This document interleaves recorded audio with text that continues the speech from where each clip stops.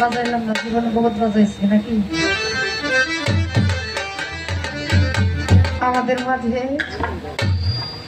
আমার অত্যন্ত স্নেহের আমার ছোট বোন শিল্পী সরকার উপস্থিত। তার প্রতি আমার ভালোবাসা রেখে, তার হাজব্যান্ড আসছে, তার প্রতি আমার ভালোবাসা রেখে এখনো যারা দরবারের ভক্ত সেখানে উপস্থিত আছে সকলের প্রতি ভক্তি শ্রদ্ধা নিবেদন করি। কি কমে জামু কে আছে, হ্যাঁ যাওয়ার জায়গা নাই। শুরু থেকে শেষ পর্যন্ত নূর তত্ত্বের গান, নূরের বিশ্লেষণ। কিন্তু আমাদের প্রথম বলা ছিল আপনি যে এই কি বলে পালার পরে কি যেন একটা গান গাইলেন, আমাদের সিরাজি ভাইয়ের লেখা অত্যন্ত চমৎকার একটা গান। আচ্ছা ওইটা কি পালার ভিতরে ছিল? আমি কি তাতে কিছু বলছি? আমাদের দরবার থেকে বলা ছিল যে আমরা তত্ত্বের মধ্যেই যদি থাকি তাহলে কোনো ভাবের উদয় হবে না। এই জন্য আমরা জীবনীতেও এসব কিছু আলোচনা রাখবো। এই জন্য এখানে আসা। আরে মিয়া, এই গানের মঞ্চের শিল্পী কি কথা ভাই বুচুর বুচুর বুচুর বুচুর বাইরে যে দরকার নেই, এগুলো চাতকের স্বভাব নিয়ে, চাতকের ভাব নিয়ে স্টেজে বসে থাকতে হয়। প্রতিপক্ষ শিল্পী কি বলে, কোন যন্ত্রীকে কি বাজায়, এগুলি সব খেয়াল করে শুনতে হয়।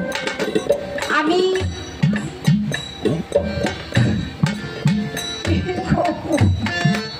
আচ্ছা যাই হোক, একটা কথা বলছে এই যে পাঠপান রতনের পাঠজন আমার কয় সৃষ্টিতে গুরুকে, ওই নূরের মধ্যে গুরুকে আর ভক্তকে। আচ্ছা এটা জিজ্ঞেস করে আবার ওই যে মোহাম্মদী নূর সৃষ্টি করে আল্লাহ জিগাইলো আলাস্তু বিরাব্বিকুম, আমি কি তোমার প্রভু নই? তো একটা পর্যায়ে অস্বীকার করলো।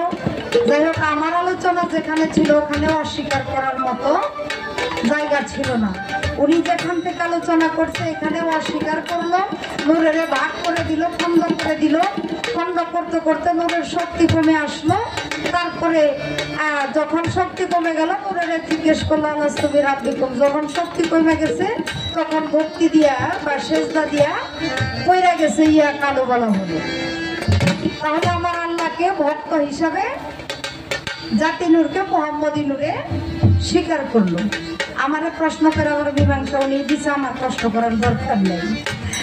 তো আমারে কয় কথা বলতে বলতে আপনার আমারে প্রশ্ন করাই ভুলে গেছে, কি কয় না কই। আমি জানি প্রশ্ন না করলে আপনার 2 ঘন্টা কথা বলবেন দাঁড়াই, এই জন্য আমি করি নাই, কারণ সময়টার বাড়াইতে চাই না। প্রশ্ন না কইরাও যে সুন্দর আলোচনা করছেন আর দরকার আছে প্রশ্ন, হ্যাঁ কোনো দরকার নাই। এবার আসি, আমারে কয় একটা বাঁশ যদি 5টা খণ্ড করা হয়, তাই না ভাই? তাহলে 5টা খণ্ডে তো 5টা বাঁশই থাকবো নাকি? এটা আমার একটা খণ্ড অন্য রূপ ধারণ করলো কেন? আমি শুরুতে তার বিশ্লেষণ করে গেছিলাম, তারপরে একটা ইশারা দিই। এই যে যারা হাতের শিল্পের কাজ করে না, ও ঝাঁকা বানায়, আবার সালুন বানায়, কুলা বানায়, এরকম বানায় না বাবা? একটা বাঁশ এটারে 5টা খণ্ড করে যিনি শিল্পী উনি জানে এটা দিয়ে উনি কি তৈরি করবে, কি এটা তার ইচ্ছা, এটা তার মানে তার উদ্দেশ্য হলো এটা দিয়ে 5টা জিনিস সে বানাবে, কি হ্যাঁ এটার জন্যই উনি 5টা কাইটা নিচে। এটার একটা খণ্ড দিয়ে সে একটা কি জায়গা বানাইছে, একটা দিয়ে একটা কুলা বানাইছে, একটা দিয়ে সালন বানাইছে। এটা হলো শিল্পীর ইচ্ছা। এখন দেখেন আমার আল্লাহর ইচ্ছাই হলো সৃষ্টি করা, নাকি বাগান সাজানো। এখানে এই বাঁশটাকে যদি আমি 5টা খণ্ড করে আমি 4টা বাঁশ রেখে দিলাম একটা বাঁশ আমি মেশিনের ভিতরে দিয়ে কাগজ তৈরি করলাম, সম্ভব না? হ্যাঁ, তাহলে মানুষের দ্বারাই যদি সম্ভব হয়, আল্লাহ সৃষ্টির উদ্দেশ্য পূরণ করার জন্যই আল্লাহর এই একটা মানে ভিন্ন একটা আয়োজন, ভিন্ন একটা উদ্দেশ্য। আমি পূর্বে এর আলোচনাগুলো করে গেছিলাম, আপনি খেয়াল করে শুনেন নাই। অতএব আর যদি না শুনে না থাকেন, ওই যে ইউটিউবে রেকর্ড হয়েছে, আপনি এরপরে যে বাসায় যে শুয়ে শুয়ে শুনে।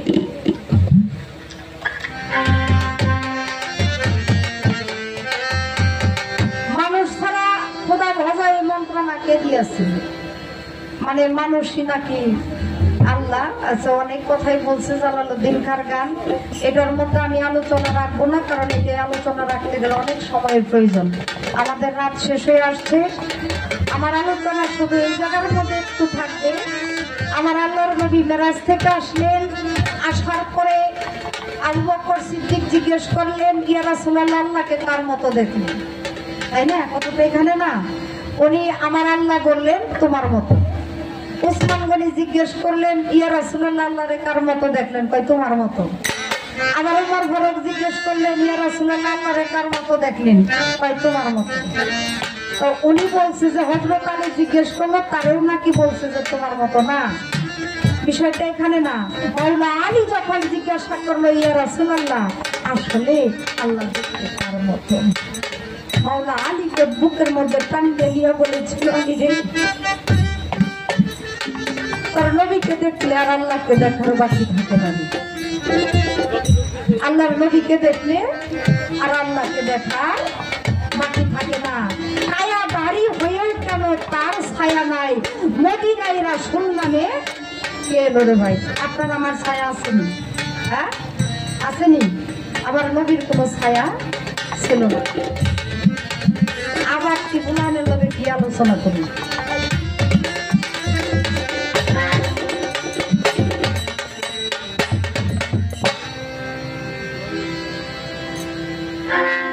একটা গান শোনাই, তারপরে আমরা যারা আছি দেখি আর একটু আশেকের খোরাক খাই কিনা।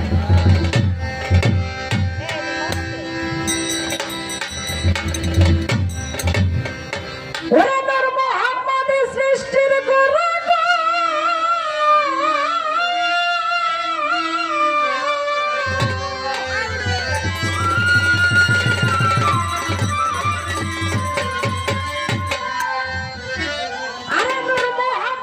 সৃষ্টির গোড়া রং হইল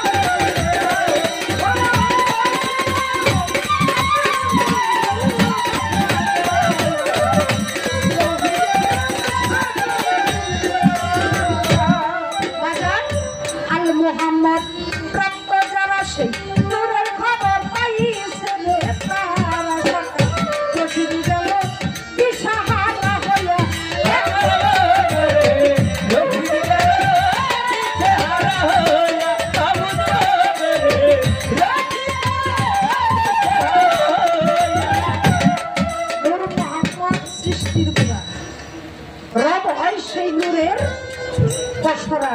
ওই নূর বিকাশ পেল নূর নবীজরে দিয়া, দেখনা চাইয়া তৌহিদের সাগরে ডুব দিয়া। সাধারণ জ্ঞানে ওই নূরের খবর পাওয়া সম্ভব না। ওই নূর প্রাপ্ত যারা হয়েছে তারাই আজকে এই সুন্দর মেলা মিলাইছে।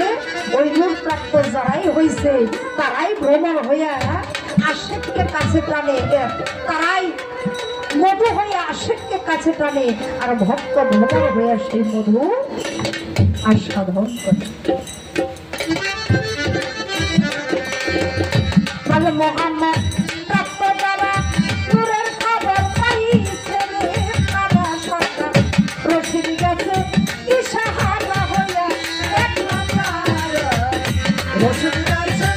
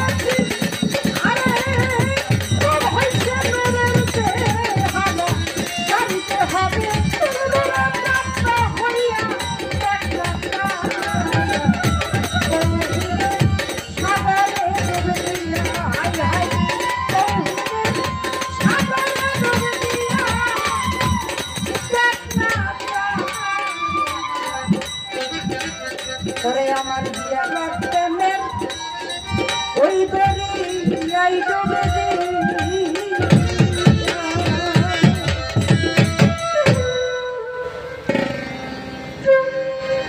গানটা রাখলাম এই পর্যন্ত, বলা তো রাখি নাকি। তো একটা কথা ভালো লাগছে, বলে মানুষ ছাড়া কিছু নাই, কিন্তু একটা জায়গায় এসে ফিনিশিং দিয়ে গেছে যে আল্লাহর বাইরে কোনো কিছু না। হ্যাঁ, যে আল্লাহ ছাড়া কোনো কিছুর কোনো অস্তিত্ব নাই। ধন্যবাদ জানাই। এই পর্যন্ত আমাদের বলা কওয়া। এবার একটি গান আসলো, আমি দেখে এলাম সোনার ছবি, আবার যাইয়া দেখি না, আগে জানি না দয়াল তুমি আমার করে ছেড়ে যাবে, আগে জানি।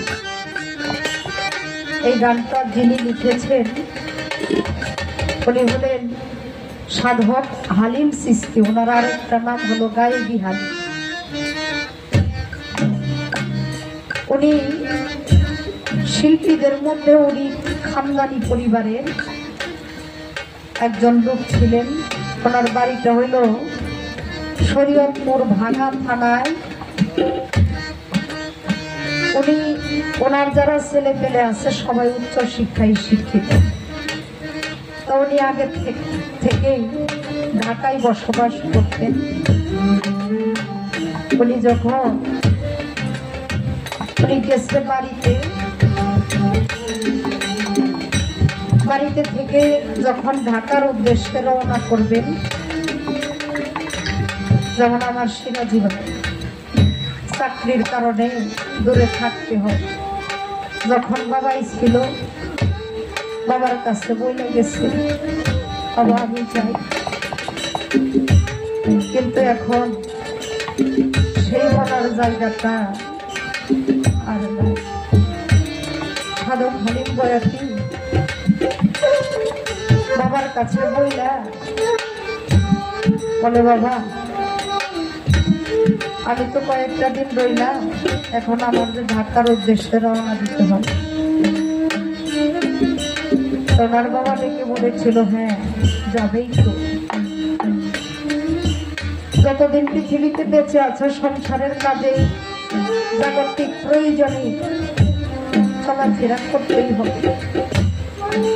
তো যেদিন এই প্রাণ পাখিটা বেরিয়ে যাবে তারপর আর কোনো কিছু করার প্রয়োজন পড়বে না। বাবাই যে কোন জায়গা থেকে বলছে এটা হয়তো উনি ওই সময় কতটা খেয়াল করেন।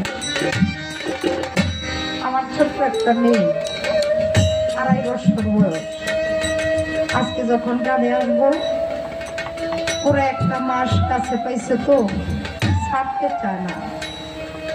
আমি বললাম বাবা গানে যাবো, বলে আমি যাবো।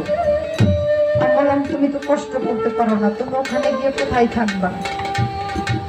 বলে আমি নানার কাছে থাকবো, মানে আমার আব্বারে নিয়ে আসতে বলে তার কাছে থাকবো। আমি যখন গান করবো তোমার কষ্ট হবে, তুমি যাইতে পারবা না। যখন বের হয়ে আসি বাসার সামনে খেলতেছে, তার বাবারে ডাক দিয়ে কই বাবা তুমি যাও, আমার জন্য কষ্ট পাইও না।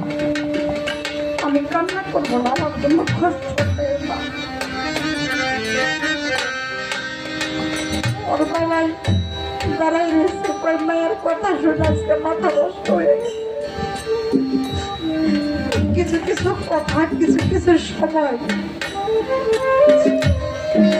যখন বলে দিছে আমি থেকে যাও, যতদিন পৃথিবীতে আসবি ততদিন প্রয়োজন হবে, যখন প্রাণ পাখি চলে যাবে তখন আর এই দুনিয়ার কোনো কিছুর প্রয়োজন থাকবে না। উনি চলে আসছি 2 দিন পরে। গ্রামের থেকে দৌড়ে খবর নিয়ে আসছে আপনার বাবা পৃথিবীতে।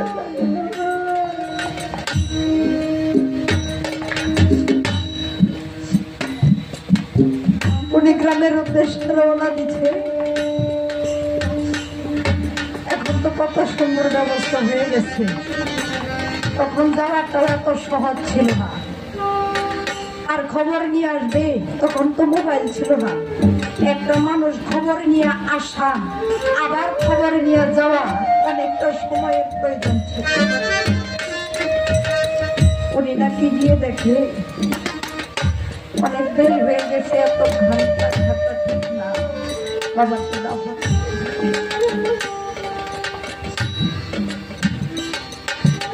তাই উনি তার পিতার বিরহে এই গানে লিখেছিল তুমি এমন করে ছেড়ে যাইবা আমাকে ভাবি। আজকে 10তম দিবস আমার জিয়ারত চলতে, এই 10 বছর আগে যে উরসটা হয়েছে ভক্তরা দেখে গেছে না, ভক্তরা কি ভাবছে যে আরেক বেলায় আমার এই সোনার মুখটা নূরের চেহারা এইটা আমরা দেখতে পাবো। বাবা গো, জগতে যার ঘর শূন্য হয়েছে সে জানে অট্টালিকা প্রাসাদের মধ্যে শুয়েও শান্তি নাই যদি সেই ঘরে ভালোবাসার মানুষটা না থাকে। দেখেন গুরুর প্রতি ভক্তের প্রেম কেমন হওয়া উচিত। বেশি দূরে না, আমাদের পরিবার গোয়াল বাথান করছে, ঘটু মিয়া নাম শুনছেন না? ওনার ছেলে বিল্লাল মিয়া, ওনার একজন ভক্ত। এই বিল্লাল মিয়া যেদিন পৃথিবীর থেকে চলে গেল আমার খুব ভালোবাসত। আমি ওই দিন শরীয়ত করে গান করি, আমি খবর শুনলাম যে উনি পৃথিবীর থেকে চলে গেছে। ওনার একজন ভক্ত, দরবারে ভক্ত তো কতই থাকে বাজান,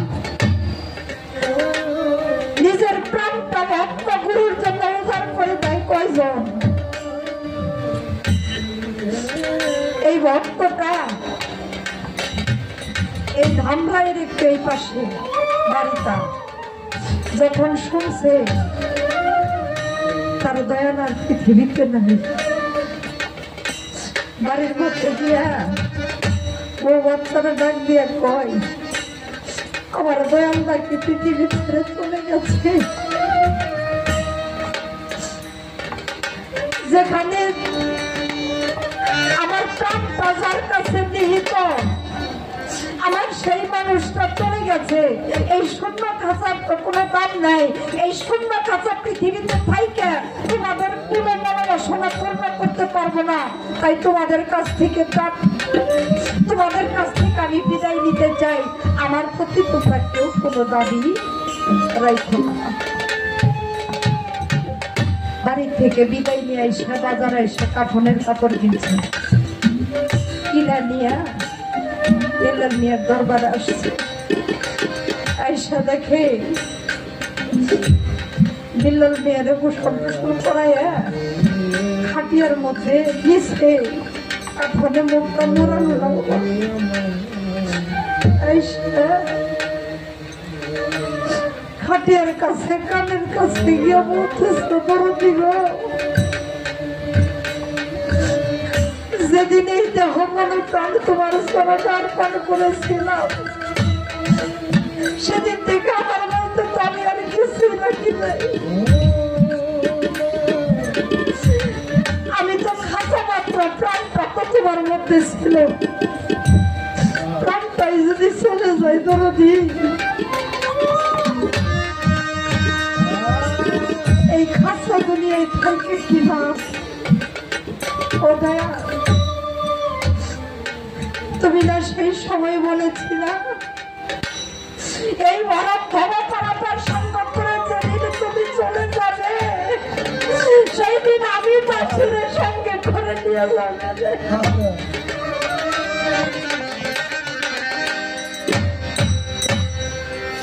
শিশু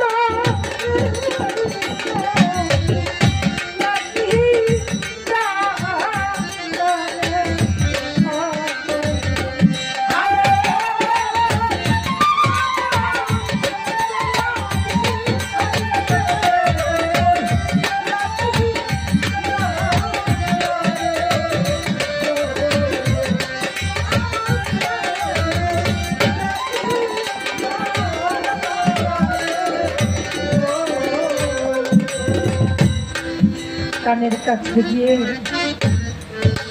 বলিসটা ধরো দিব, তুমি যেই দেশে যাও দয়াল আমাদের সঙ্গে করে দিয়ে যাও।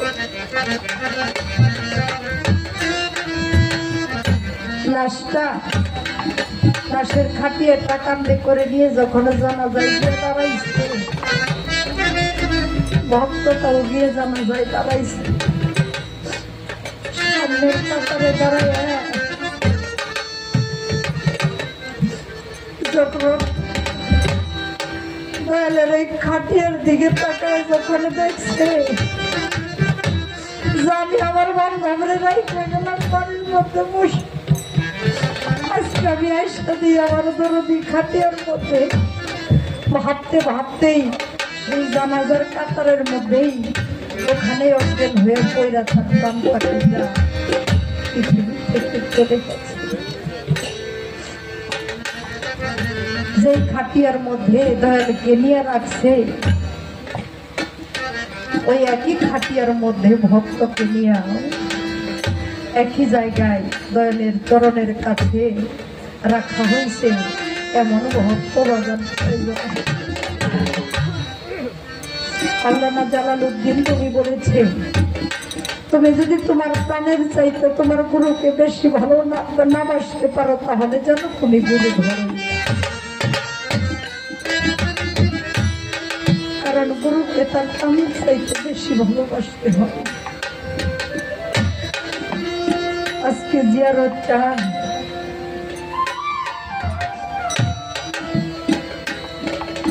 অনেককেই দেখেছি আগে, এই 10টা বছরে আসা যাওয়ার মধ্যে অনেককেই দেখেছি দয়ালের ভক্ত, অনেকেই আমাদেরকে ছেড়ে সে দয়ালের সঙ্গে হয়েছে। আমরা ভক্ত হইতে পারলাম না, দয়ালের কাছে আরেও জানাইতে পারলাম না।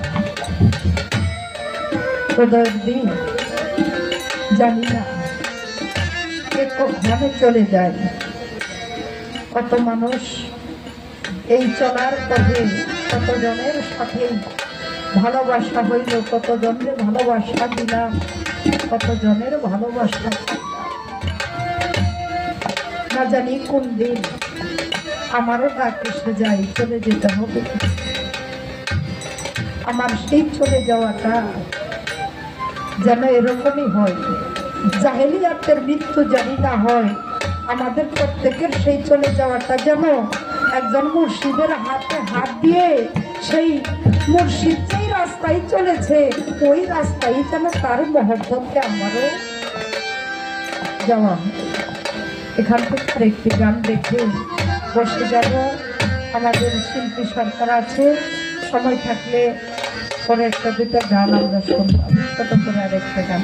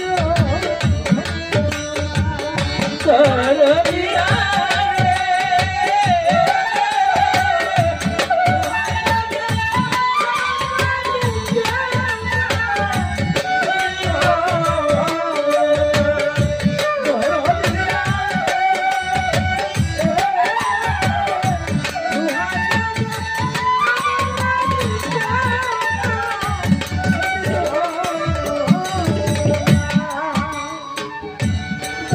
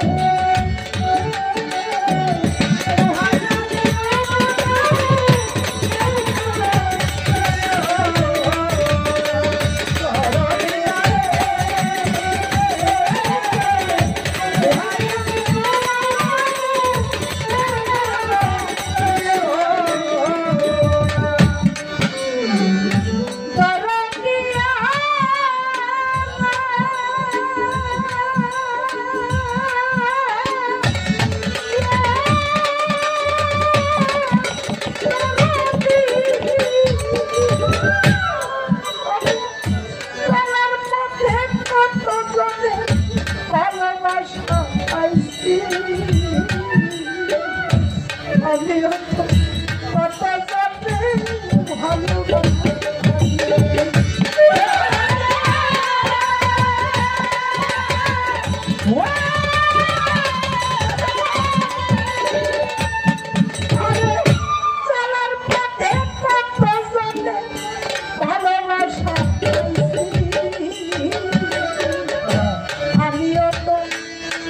যাবে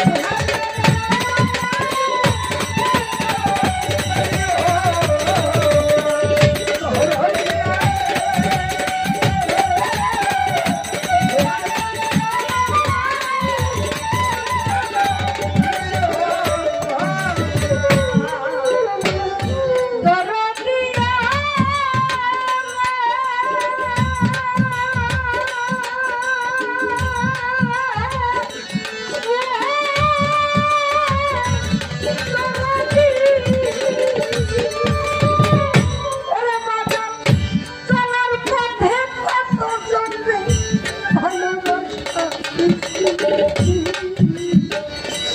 আমি হতো কত